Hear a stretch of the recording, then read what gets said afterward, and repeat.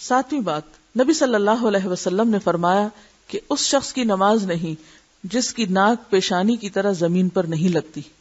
اب آپ دیکھیں نا کتنی اہمیت ہے کہ ناک بھی لگے، اس کا بھی کچھ عمل دخل ہوگا نا، اللہ ہی حکمتیں بہتر جانتا ہے. پاؤں کی انگلیوں کے سرے قبلے کی طرف مڑے ہوئے رکھیں اور قدم بھی دونوں کھڑے رکھیں.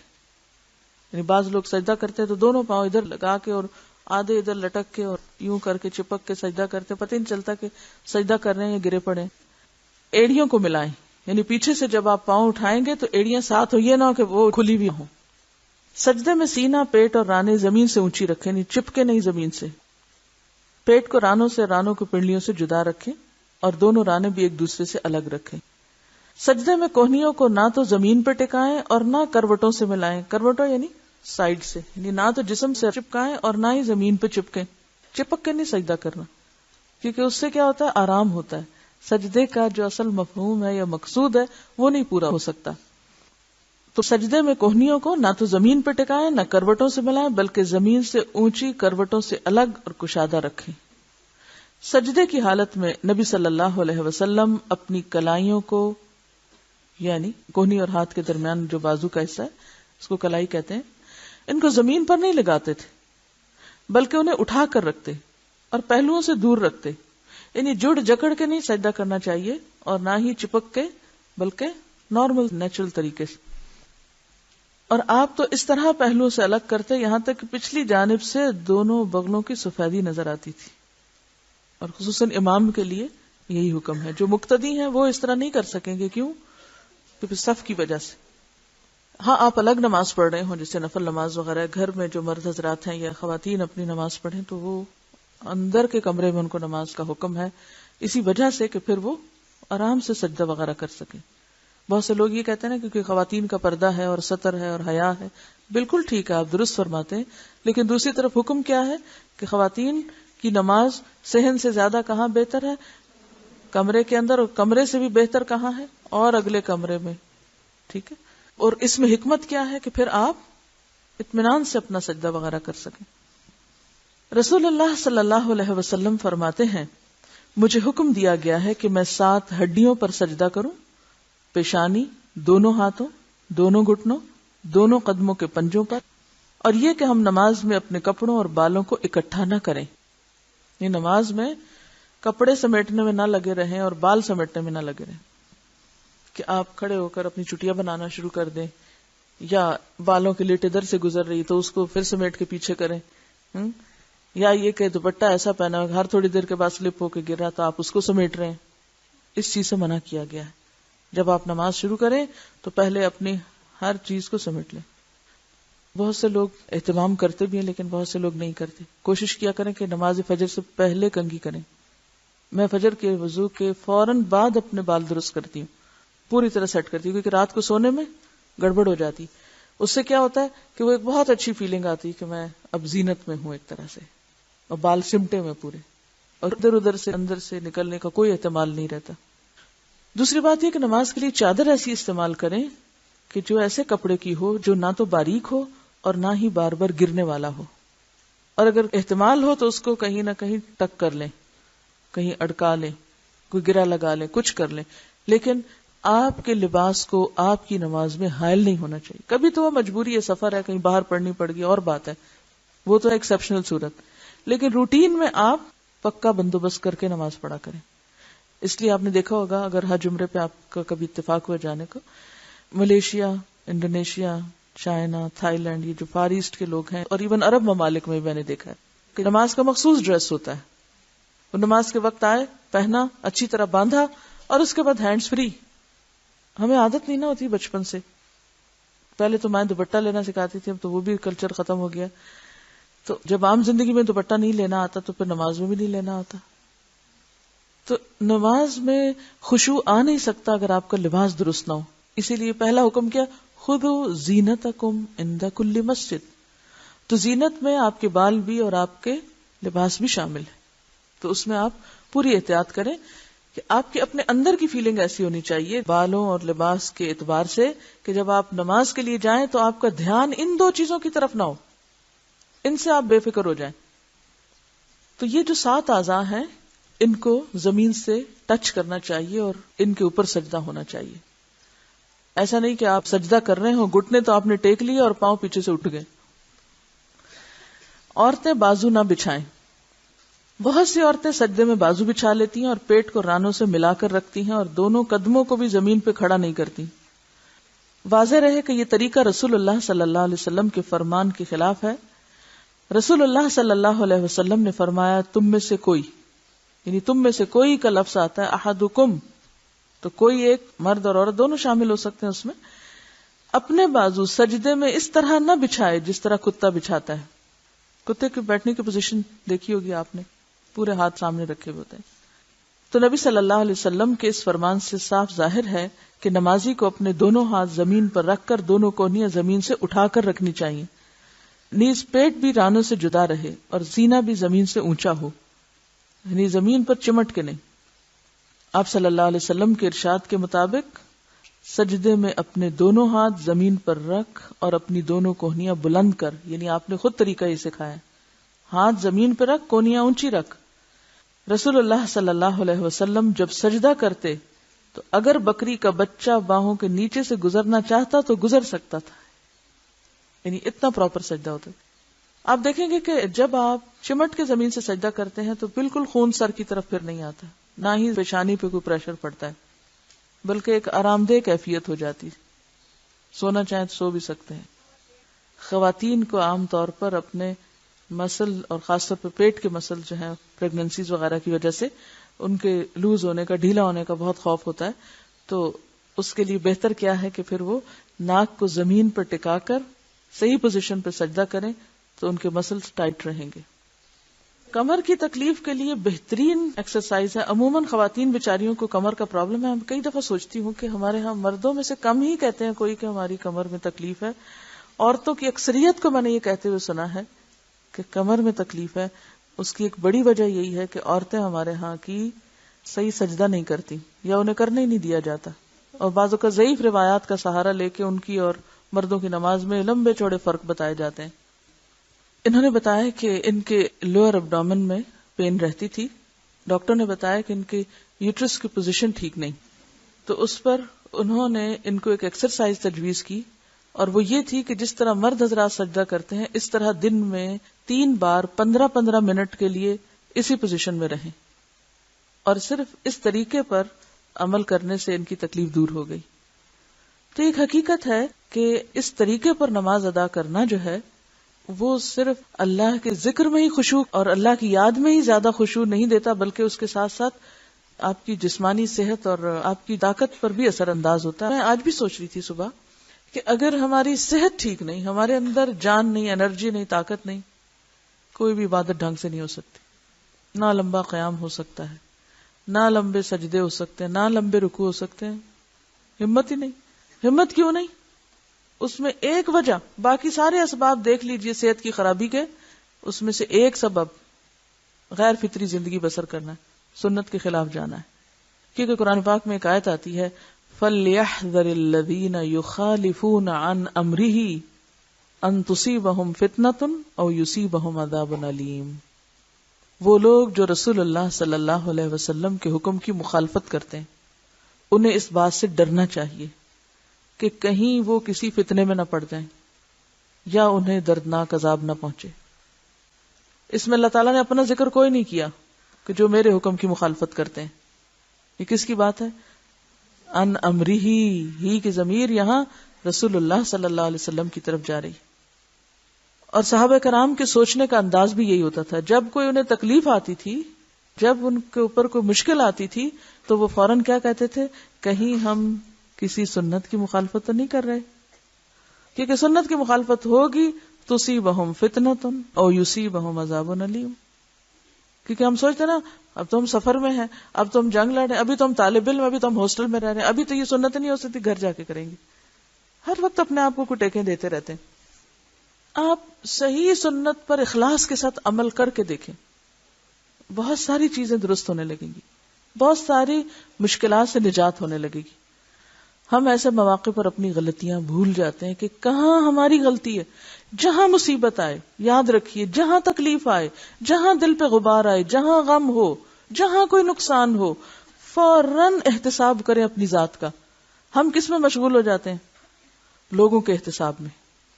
کون کون قصوروار ہے، کس کس کی ذمہ داری. ٹھیک ہے، وہ ایک سیکنڈری چیز ہے، وہ نمبر 2 پہ آئے گی. نمبر 1 پہ کیا آنا چاہیے؟ میری ذات، میری غلطی کہاں ہے، میری کوتاہی کہاں ہے. اور اگر آپ سچے ہو اپنے ساتھ تو اللہ آپ کو ضرور دکھائے گا. اور اگر آپ توبہ کر لیں تو اللہ تعالیٰ دنیا میں ہی آپ کو وہ نقصان لوٹا دے گا. ہمیشہ ہم سب کو اپنا جائزہ لیتے رہنے کی ضرورت ہے کہ کہاں ہم کمی کر رہے ہیں. بہرحال اب سجدہ کیا ہے؟ قرب کا اعلیٰ ترین مقام، سرگوشی کی اعلیٰ ترین جگہ، نہایت درجہ قرب الہی. حضرت ابو ہریرہ رضی اللہ عنہ روایت کرتے ہیں کہ رسول اللہ صلی اللہ علیہ وسلم نے فرمایا، دراصل بندہ سجدے کی حالت میں اپنے رب سے بہت نزدیک ہوتا ہے، پس سجدے میں بہت دعا کرو. اللہ تعالیٰ تو بندے سے ہر حال میں نزدیک ہوتا ہے، لیکن سجدے کی حالت میں بندہ اس کے بہت نزدیک ہو جاتا ہے. یہی وجہ ہے کہ نبی صلی اللہ علیہ وسلم سجدے میں بڑی عاجزی اور اخلاص سے دعائیں مانگتے تھے. رسول اللہ صلی اللہ علیہ وسلم عام طور پر زمین پر سجدہ کرتے تھے، اس لیے کہ مسجد نبوی میں فرش نہ تھا، کچی زمین تھی. صحابہ کرام سخت گرمی میں نماز ادا کرتے اور زمین کی گرمی کی وجہ سے اگر وہ زمین پر پیشانی نہ رکھ سکتے تو سجدے کی جگہ کپڑا رکھ لیتے اور اس پر سجدہ کرتے. یعنی وہ کپڑا صرف کب رکھتے تھے؟ جب سخت گرمی ہوتی اور زمین پہ سر رکھنا مشکل ہوتا، ورنہ ڈائریکٹ ان کا جو کانٹیکٹ تھا وہ زمین کے ساتھ ہوتا تھا. لہذا زمین کے اندر سے جو ریز اٹھتی ہیں وہ بھی انسانی جسم میں داخل ہوتی ہیں اور ان کا بھی انسان کے اوپر اثر رکھتا ہے، مگر ہم نے اتنی تہیں چڑھا لی ہیں تو پھر سجدے کا لطف کہاں.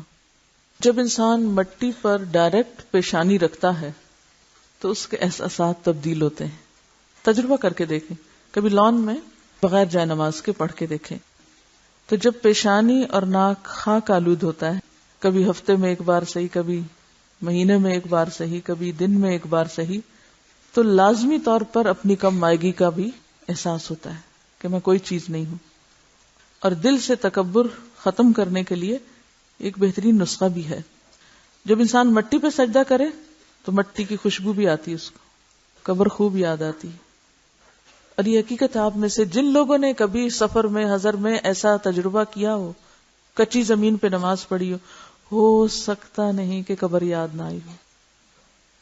ہم چونکہ فطرت سے دور ہوئے، ہم نے مصنوعی زندگی اختیار کر لی، تو وہ جو عبادات کی روح تھی وہ بھی فراموش ہو گئی. ہمارے یہاں ایک مشکل یہ ہے کہ یہ کانسیپٹ بھی نہیں ہے کہ زمین پہ سجدہ ہو سکتا ہے. اگر آپ کبھی یہ جرات کاری لیں گھر میں یا کہیں باہر تو فوراً لوگ پہنچ جائیں گے جائے نمازیں لے کے، آپ کی نماز میں خلل ڈال کے آپ کے آگے بچانے کی کوشش کریں گے. تو اس میں آپ دیکھیے کہ کبھی کر کے تو دیکھیں. یہ زمین صاف ہے، پاک ہے. آپ نے فرمایا نا کہ ساری زمین میرے لیے کیا بنا دی گئی ہے؟ سجدہ کا. تو زمین پر جب تک کوئی نجاست نہ ہو، کوئی ناپاک چیز نہ ہو، تو بظاہر اگر صاف ہے تو پاک ہے، وہ نماز پڑھ سکتے ہیں. نماز کے لیے جائے نماز بچھانا شرط نہیں ہے، صاف ستھری جگہ کا ہونا شرط ہے. اور جہاں ہم دیکھ رہے ہیں کہ صحابہ کرام جو ہیں وہ زمین پر ہی نماز پڑھتے ہیں.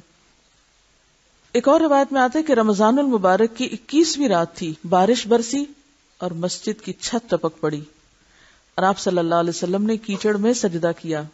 آپ کی پیشانی اور ناک پر کیچڑ کا نشان تھا. ایک دفعہ آپ صلی اللہ علیہ وسلم نے بڑی چٹائی پر نماز ادا کی جو زمین پر زیادہ عرصہ پڑی رہنے سے سیاہ ہو گئی تھی. یعنی اس سے یہ بھی پتہ چلتا ہے کہ چٹائی بچھانا درست ہے، جائے نماز بچھانا درست ہے، جائز ہے، منع نہیں ہے. کیونکہ ہم فوراً دوسری ایکسٹریم پہ چلے جاتے ہیں. جب مسئلے کا ایک پہلو بتایا جاتا ہے تو ہم سمجھتے ہیں شاید یہ دوسرے کی نفی ہو رہی، تو بعض اوقات نفی نہیں، اس کی وضاحت ہو رہی ہوتی ہے یا دوسری چوائس جو ہے وہ بھی دی جا رہی ہوتی ہے. سجدے میں بہشت. رسول اللہ صلی اللہ علیہ وسلم فرماتے ہیں جب آدم کا بیٹا سجدے کی آیت پڑھتا ہے پھر پڑھنے والا اور سننے والا سجدہ کرتا ہے، یہ حدیث کے الفاظ نہیں وضاحت ہے، پھر سجدہ کرتا ہے تو شیطان روتا ہوا ایک طرف ہو کر کہتا ہے ہائے میری ہلاکت. سجدے کے وقت شیطان کا حال کیا ہوتا ہے؟ آپ کے دشمن کا حال کیا ہوتا ہے؟ رو رہا ہوتا ہے، کہتا ہے ہائے میری ہلاکت، تباہی اور بربادی. آدم کے بیٹے کو سجدے کا حکم دیا گیا، اس نے سجدہ کیا، بس اس کے لیے بہشت اور مجھے سجدے کا حکم دیا گیا، میں نے نافرمانی کی پس میرے لیے آگ ہے. تو سجدہ قرب الہی کا ذریعہ بھی ہے اور سجدہ جنت میں جانے کا ذریعہ بھی ہے. طویل سجدہ کرنا. عام طور پر رسول اللہ صلی اللہ علیہ وسلم کا سجدہ رکوع کے برابر لمبا ہوتا تھا. کبھی کبھی کسی عارضے کی بنا پر زیادہ لمبا کرتے. یہاں عارضے سے مراد بیماری تکلیف نہیں ہے, یہاں یعنی کسی وجہ سے, یعنی کسی خاص مخصوص وجہ سے زیادہ لمبا بھی سجدہ کر لیتے. ایک دفعہ آپ ظہر یا عصر کی نماز میں حسن یا حسین رضی اللہ عنہما کو اٹھائے ہوئے تھے. آپ نماز کی امامت کے لیے آگے بڑھے اور انہیں اپنے قدم مبارک کے قریب بٹھا لیا, یعنی بچے کو پاس بٹھا لیا. پھر آپ نے نماز شروع کی اور لمبا سجدہ کیا. جب آپ نے نماز ختم کی تو لوگوں نے عرض کیا, یا رسول اللہ صلی اللہ علیہ وسلم, آپ نے اس نماز میں ایک سجدہ بہت لمبا کیا, یہاں تک کہ ہمیں خیال گزرا کہ کوئی واقعہ رونما ہو گیا ہے. اب ظاہر ہے سبھی سجدے میں تھے پیچھے, کوئی بھی اٹھ کے نہیں دیکھ سکتا تھا کہ ہوا کیا, وہ پریشان ہو گئے. ہمیں خیال گزرا کہ کوئی واقعہ رونما ہو گیا یا پھر وہی نازل ہو رہی ہے. آپ نے فرمایا, ایسی کوئی بات نہیں تھی, بس میرا بیٹا میری کمر پر سوار ہو گیا تو میں نے یہ بات پسند نہ کی کہ سجدے سے جلدی سر اٹھا کر اسے پریشانی میں مبتلا کروں. بچے کے جذبات کا بھی اتنا خیال ہے. بہشت میں رسول اللہ صلی اللہ علیہ وسلم کا ساتھ. حضرت ربیعہ بن کعب رضی اللہ عنہ روایت کرتے ہیں کہ میں رسول اللہ صلی اللہ علیہ وسلم کی خدمت میں رات گزارتا تھا, یعنی آپ کے قریب رات گزارتا تھا. آپ کے لیے وضو کا پانی اور آپ کی دیگر ضرورت یعنی مسواک وغیرہ لاتا تھا, یعنی آپ کے خادم تھے. ایک رات خوش ہو کر آپ نے مجھے فرمایا, کچھ مانگو دیے جاؤ گے. میں نے کہا, بہشت میں آپ کی رفاقت چاہتا ہوں. کیا سودا کیا. آپ نے فرمایا, اس کے علاوہ کوئی اور چیز؟ اب غیر ذالک, میں نے کہا بس یہی. قال هو ذاک. پھر آپ نے فرمایا, بس اپنی ذات کے لیے سجدوں کی کثرت سے میری مدد کرو. اگر میرے ساتھ رہنا چاہتے ہو تو پھر سجدے زیادہ کرو. جس طرح معالج مریض کو کہے کہ حصول شفا کے لیے میں تیرے لیے کوشش کرتا ہوں اور تو میری ہدایات کے مطابق دوائی اور پرہیز کرنے کے ساتھ میری مدد کر, اسی طرح آپ نے ربیعہ کو فرمایا کہ میں تیرے حصول مدعا کے لیے دعا سے کوشش کرتا ہوں, تو سجدوں کی کثرت کے ساتھ میری کوشش میں میری مدد کر. اس طرح تجھے بہشت میں میری رفاقت حاصل ہوگی. ہم لوگ عام طور پر دوسروں کو کیا کہتے رہتے ہیں, میرے لیے دعا کرو, لیکن خود کوئی کوشش نہیں کرتے. آپ صلی اللہ علیہ وسلم نے انہیں کیا فرمایا کہ تم اگر میری شفاعت چاہتے ہو, دعا چاہتے ہو, تو پھر سجدے کثرت سے کرو. ہم شفاعت کا مطلب کیا لیتے ہیں کہ کچھ پھر کرنے کی ضرورت نہیں, کام تو ہو ہی جانا ہے. حضرت ثوبان نے رسول اللہ صلی اللہ علیہ وسلم سے جنت میں لے جانے والا عمل پوچھا, میں جنت میں جانا چاہتا ہوں, مجھے کوئی طریقہ بتائیے. آپ نے فرمایا, اللہ کے لیے سجدوں کی کثرت لازم کر, پس تیرے ہر سجدے کے بدلے اللہ تیرا درجہ بلند کرے گا اور اس کے سبب سے گناہ مٹائے گا. سجدے کی دعائیں. رسول اللہ صلی اللہ علیہ وسلم نے فرمایا, الا وانی نہیت ان اقرأ القرآن راکعا او ساجدا فاما الرکوع فعظموا فیہ الرب عز وجل واما السجود فاجتہدوا فی الدعاء فقمن ان یستجاب لکم. خبردار, میں رکوع اور سجدے میں قرآن حکیم پڑھنے سے منع کیا گیا ہوں, پس تم رکوع میں اپنے رب کی عظمت بیان کرو اور سجدے میں خوب دعا مانگو, تمہاری دعا قبولیت کے لائق ہوگی, یعنی قبول کی جائے گی. حضرت حذیفہ رضی اللہ عنہ روایت کرتے ہیں کہ رسول اللہ صلی اللہ علیہ وسلم سجدے میں یہ دعا پڑھتے, سبحان ربی الاعلی, یعنی میرا بلند پروردگار پاک ہے ہر عیب سے. حضرت ابن مسعود رضی اللہ عنہ روایت کرتے ہیں کہ نبی اکرم صلی اللہ علیہ وسلم نے فرمایا, جس نے سجدے میں 3 مرتبہ سبحان ربی الاعلی پڑھا اس نے سجدہ پورا کیا, مگر یہ ادنا درجہ ہے. یہ کس نے فرمایا ادنا درجہ ہے؟ کس کا فرمان ہے ادنا درجہ ہے؟ رسول اللہ صلی اللہ علیہ وسلم کا. یہ حدیث بیان ہو رہی ہے. سبحان ربی الاعلی وبحمدہ. چوتھی تسبیح کیا ہے؟ سبحان ربی الاعلی وبحمدہ. کیا معنی اس کا؟ میرا بلند پروردگار پاک ہے, میں اس کی تعریف کرتا ہوں. اب آپ دیکھیں پہلی اور دوسری تسبیح میں کیا فرق ہے؟ وبحمدہ کا اضافہ ہے, ٹھیک ہے. اب آپ دیکھیے کہ آپ صلی اللہ علیہ وسلم تبدیل کر کر کے دعائیں پڑھیں گے. کیوں؟ توجہ رہے. جی ہاں. حضرت عائشہ فرماتی ہیں کہ رسول اللہ صلی اللہ علیہ وسلم اپنے رکوع اور سجدے میں کثرت سے یہ دعا پڑھتے تھے, سبحانک اللہم ربنا وبحمدک اللہم اغفر لی. اب آپ کا سوال کیا آئے گا؟ 3 دفعہ پڑھیں, پہلے وہ پڑھیں اور پھر یہ پڑھیں, یا پھر دونوں پڑھ سکتے ہیں؟ ایسے سوال کب ذہن میں آتے ہیں؟ ایسے سوالوں کی کوئی وضاحت کی نہیں گئی, آپ صلی اللہ علیہ وسلم نے نہیں بتایا. ہمیں کیوں سوچتے ہیں ایسے سوال؟ کوئی وجہ بتائے گا؟ ہاں؟ ایسے سوال کیوں سوچتے ہیں؟ ہماری توجہ زیادہ تعداد کی طرف ہمیشہ رہتی ہے. ذکر میں بھی ہر چیز میں تعداد ہمیں بہت امپورٹنٹ لگتی ہے, کیونکہ ہم ذکر کو کیا سمجھ کے کرتے ہیں؟ منتر. منتر میں کیا ضروری ہوتا ہے؟ تعداد ضروری ہوتی ہے. ہمیشہ کوالٹی پہ جائیں. کوالٹی سے کہا ہوا ایک لفظ جو ہے وہ بھی بہت بڑا ہو جائے گا, اور بے روح ہزار پڑی ہوئی دفعہ چیز بھی بے فائدہ ہے. ہم نے اصل میں اس کو ریچول بنا لی.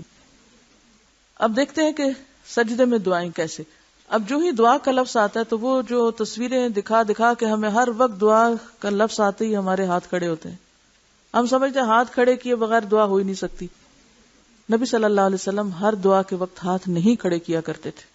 اس طرح تو پھر ساری نماز میں ہی آپ ہاتھ کھڑے رکھیں گے. استفتاح کی دعا پڑھیں گے, اللہم باعث بینی و بین خطایا, تو ہاتھ یہی ہونے چاہیے.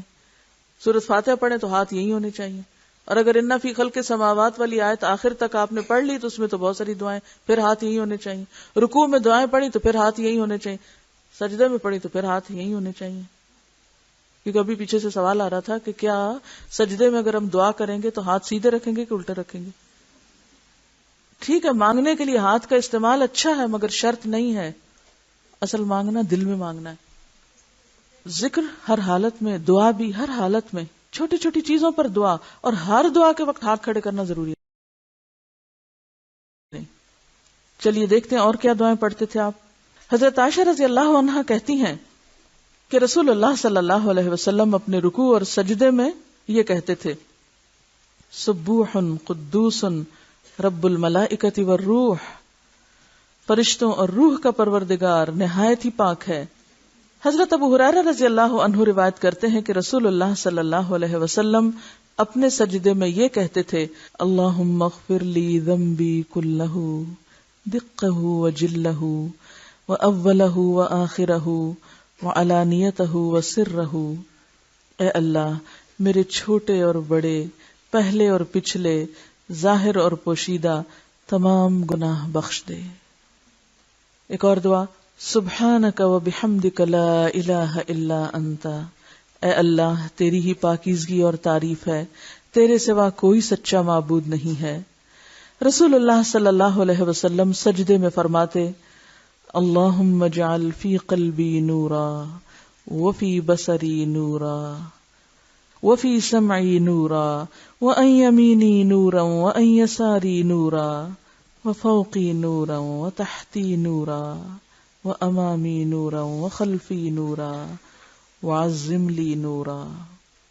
اے اللہ میرے دل, میری بصارت, میری سماعت سب کو منور کر دے, ان سب کو نور سے بھر دے, یعنی ایمان کے نور سے. میرے دائیں بائیں, اوپر نیچے, سامنے اور پیچھے ہر طرف نور پھیلا دے, اور میری ہدایت کی روشنی بڑھا دے. یہ دعا کئی انداز سے روایت ہوئی ہے, جس میں صیغوں کا فرق ہے یا آگے پیچھے بھی کچھ چیزیں ہیں. اور پھر اس میں تو صرف آگے پیچھے اوپر نیچے کی بات ہے. ایک اور جگہ پر کیا آتا ہے, وَلَحْمِي نُورًا وَدَمِي نُورًا وَشَعْرِي نُورًا وَبَشَرِي نُورًا وَعَازِمْ لِي نُورًا اللہم آتِنِی نُورًا. یہ کیا ہے؟ دعا میں مبالغہ ہے, یعنی اتنا والہانہ پن ہے. اگر آپ دیکھیں, کیا اتنا ہی کافی نہیں اللہ مجھے نور دے دے؟ کافی نہیں. اب آپ دیکھیں, گوشت, پوست, چمڑے, ہڈی, پٹھے, بال, کان, آنکھ, نیچے, اوپر, دائیں بائیں, آگے پیچھے, ہر جگہ نور کر دے, اور وہ بھی سجدے میں جا کے مانگ رہے ہیں. ہم تو صرف ایک نعرے کی شکل میں سب مل جل کے پڑھ لیتے ہیں اور اسی کو کافی سمجھتے ہیں, اور اس کے بعد بھول جاتے ہیں کہیں اور بھی پڑھنی. میرا نہیں خیال آپ میں سے کبھی کسی نے سجدے میں پڑھی ہو, کیونکہ پتہ ہی نہیں ہے. کہ آپ کی سنت بھی ہے، پھر ڈرتے ہیں کہ پتہ نہیں سنت نہیں تو اس لیے، کیونکہ سنت ہونے میں بھی کئی چیزوں میں ایسی ریجیڈیٹی اختیار کرتے ہیں کہ پھر لا علمی کے باوجود سٹانچ ہو جاتے ہیں۔ اب آپ دیکھیں اللہ کی ذات خود نور ہے، اللہ نور السماوات والارض، اللہ کا دین بھی نور ہے، اس کی کتاب یعنی قرآن کے لیے بھی لفظ قرآن میں نور آیا ہے، ہدم و نور۔ پھر اسی طرح اللہ کے رسول صلی اللہ علیہ وسلم کے لیے بھی یہ لفظ آیا ہے، جس کا معنی ہم نے کچھ سے کچھ بنا لیا، اور بحث میں پڑ گئے سایہ تھا یا نہیں، ایک اور طلسماتی دنیا بنا لی۔ حالانکہ نور کا معنی کیا؟ جب قرآن نور ہے تو ہم یہ کہیں گے قرآن کا سایہ کوئی نہیں، ہم اس چکر میں پڑ جائیں گے؟ نہیں۔ تو بات یہ ہے کہ ان تمام چیزوں میں ہمیں یعنی اس ساری دعا کے اندر جو اصل روح ہے وہ کیا ہے؟ کس چیز کی خواہش ہے؟ طلب کس چیز کی ہے؟ ذرا آپ نور کو امیجن کر کے اپنی ایک ایک چیز کے لیے نور کی دعا مانگیں، ہر چیز یا اللہ چمک اٹھے۔ جب آپ کی ہر چیز میں نور ہوگا تو کیا آپ نہیں چمکیں گے؟ جب آپ چمکیں گے تو آپ کی روشنی نہیں پھیلے گی دنیا میں اور آخرت میں؟ کیا پھر جہالت کے اور ظلمت کے اور گناہوں کے اندھیرے نہیں چھٹیں گے؟ چھٹیں گے نا؟ لیکن ہمارے مانگنے میں والہانہ پن نہیں ہے، ہم سوچ کے نہیں مانگتے۔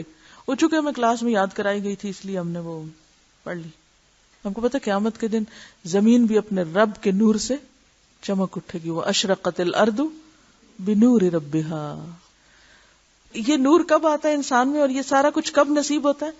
جب بندے کا اپنے رب سے تعلق جڑتا ہے، تب یہ نور آتا ہے۔ یہ مضبوط تعلق کی علامت ہے۔ اور اللہ تعالیٰ میری ایک ایک چیز بس پھر تیری ہی فرما بردار ہو جائے۔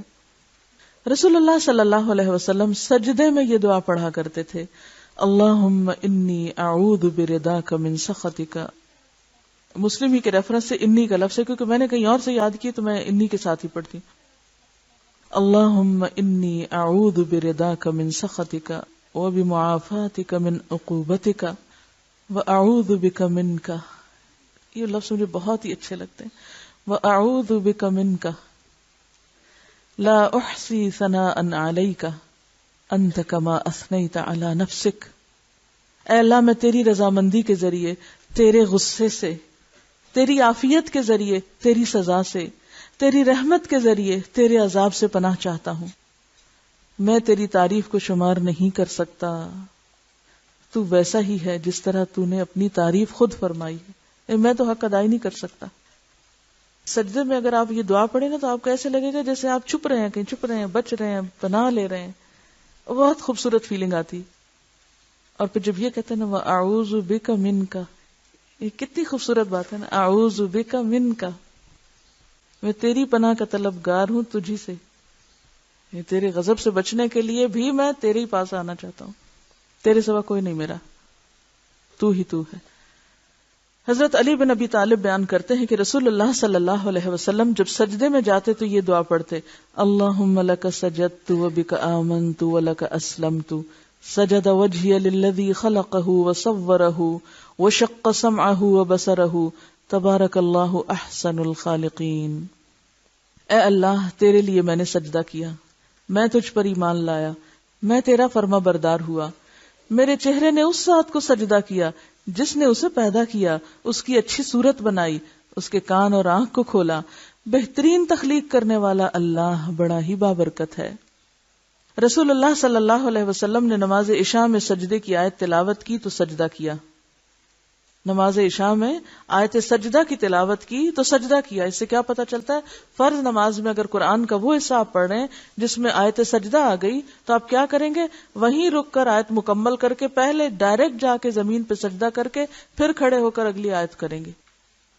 آپ صلی اللہ علیہ وسلم سجدے کی آیت تلاوت کرتے اور سجدہ تلاوت میں یہ پڑھتے، سجد وجہی للذی خلقہ وشق سمعہ وبصرہ بحولہ وقوتہ فتبارک اللہ احسن الخالقین۔ میرے چہرے نے اس ہستی کو سجدہ کیا جس نے اپنی قدرت اور طاقت سے اسے بنایا، کان بنائے، آنکھیں بنائیں، اللہ جو سب سے بہتر تخلیق کرنے والا ہے، بہت بابرکت ہے۔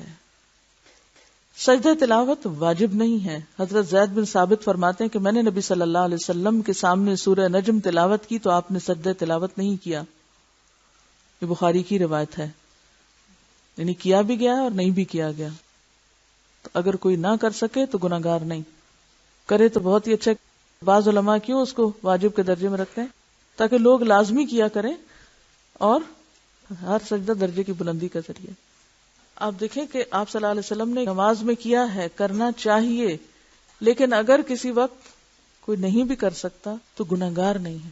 ٹھیک ہے، کرنا افضل ہے. ہمارے یہاں تو اس کو فرض کے درجے میں لے لیتے ہیں نا، لیکن کوئی نہیں بھی کر سکتا تو گناہگار نہیں ہے. وآخر دعوانا ان الحمد للہ رب العالمین. سبحانک اللہم وبحمدک، نشہد ان لا الہ الا انت، نستغفرک ونتوب الیک.